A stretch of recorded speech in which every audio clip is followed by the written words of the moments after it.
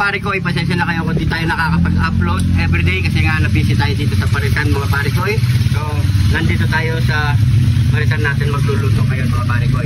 So, yan mga pare ko, siyempre ngayong araw, magluluto tayo ngayon ng pwedeng pangulam, pwedeng pulutan mga pare ko. Magkikrispy tayo ng sisig, bituan ng manok. Ayan mga pare ko. So, napakasimple lang yan mga pare ko. So, ito ang ating panangkap lang mga pare ko. Magic seasoning, lalagyan lang natin dito. Ayan. Tapos, pamintang alikabok. Asin, syempre. Tapos, ilang natin yan mga parikoy. So, ibababad lang natin ito na 1 hour mga parikoy para kumapit yung lasa na nilagay natin ng parikoy. So, after nun, ipiprito na natin. Let's go!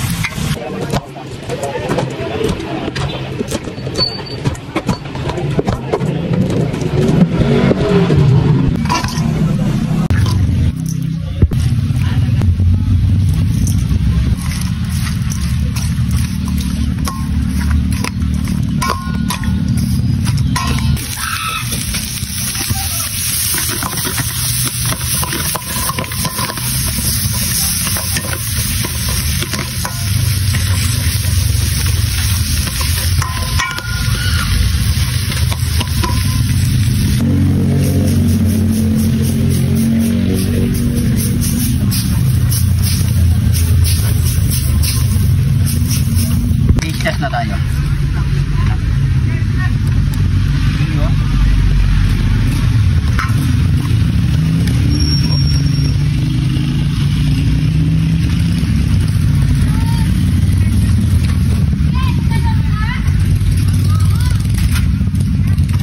nga palang menu na to.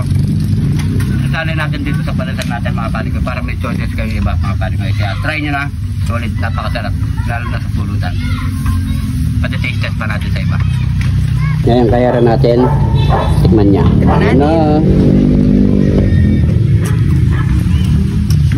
Yan, again. Yung anghang. Tama lang. Panalo. Panalo. Yan, no?